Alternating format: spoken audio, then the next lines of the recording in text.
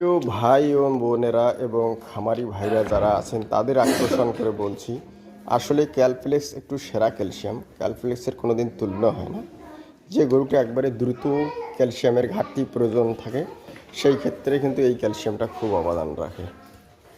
ঠিক আছে, আপনি এই গরুর দুধ সেখান প্রতিদিন 10 থেকে 12 লিটার, আর আপনি এত নর্মাল ক্যালসিয়ামের উপর ভরসায় থাকা যাবে না। ওটা রানিং খাওয়াবেন, ঠিক আছে, ওটাকে খারাপ বলতেছি না, কিন্তু গরুটা ঘাটতি তখন কিন্তু এটার প্রয়োজন আছে 100%।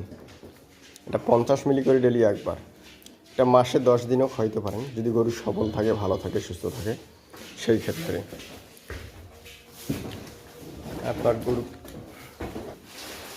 প্রতিনিয়ত খাওয়াটা ভালো।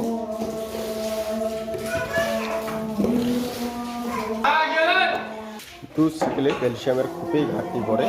ঠিক আছে, আপনার গরুকে ভিটামিন ডিবি ভিটামিন খাওয়াতে পারেন, রেনাভার ডিবি পাউডার, এবং যে গরুটা পানি কম খায় টিএমবি ভেট ট্যাবলেট প্রতিদিন একটা করে 10 দিন যদি খাওয়ানো যায়, পানি খাওয়ার রুচিটা আসে। এবং পাশাপাশি জিঙ্ক খাওয়াবেন মাসে 5 থেকে 7 দিন 100 মিলি করে। বড় গরু, ছোট গরু 50 মিলি করে আমরা এগুলোকে দিচ্ছি। এখন গরুগুলো জিঙ্ক খাওয়ার পর দেখেন রুচিটা ঠিক থাকে। ডিসিবি পাউডার 10 কেজির দেওয়া হয়, সেটা হচ্ছে প্রতিদিন 40 গ্রাম করে একটা গরু, 30 গ্রাম 20 গ্রাম আইডিয়া যেটুকু যেটাতে খায় সেরকম।